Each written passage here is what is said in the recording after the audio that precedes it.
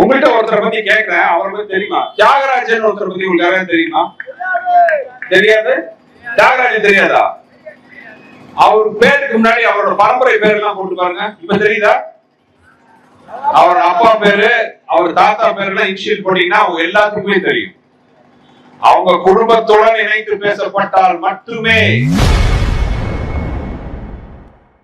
பிரச்சாரத்தில் பேசிய அதிமுக கூட்டணியில் போட்டியிடும் சுந்தர்சி அவர்கள் அமைச்சர் பிடிஆர் அப்பா தாத்தா பெயரை வைத்து மேலே வந்தவர் எனவும் அவர் பெயர் தியாகராஜன் என கூறினால் மதுரையில் யாருக்கும் தெரியாது என அதிரடியாக தெரிவித்துள்ளார்.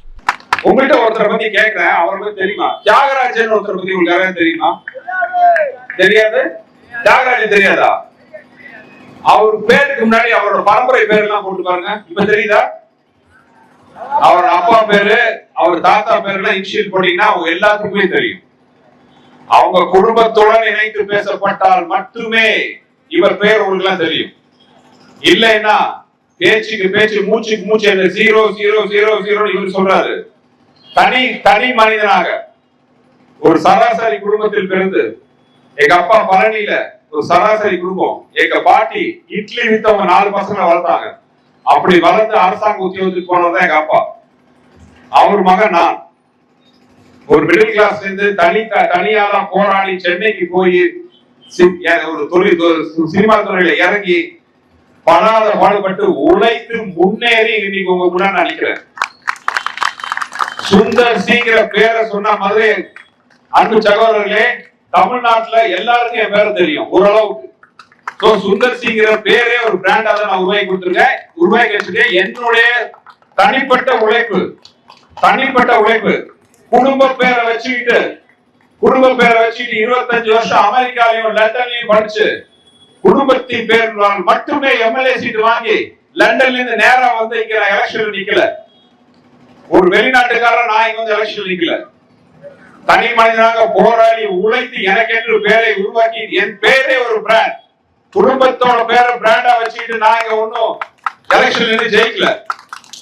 இப்ப நான் முன்னாடி எல்லாம் கேட்டேன், ஒரு பேர், அவர் பேரை கேட்டா உங்களுக்கு யாருக்கும் தெரியல.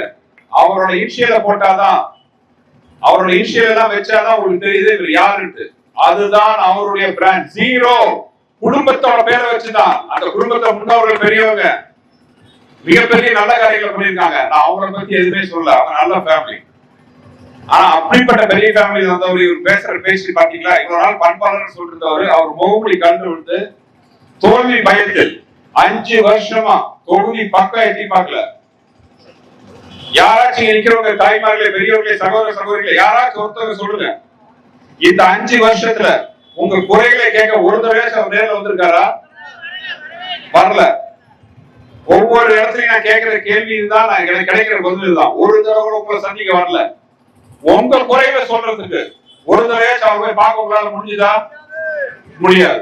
இதுவும் அதேதான். 5 வருஷமா உங்களை பார்க்க வராம, உங்க குறைகளை கேட்க வராம, இப்ப எலெக்ஷன் நேரத்துல உங்களை தேடி வராது.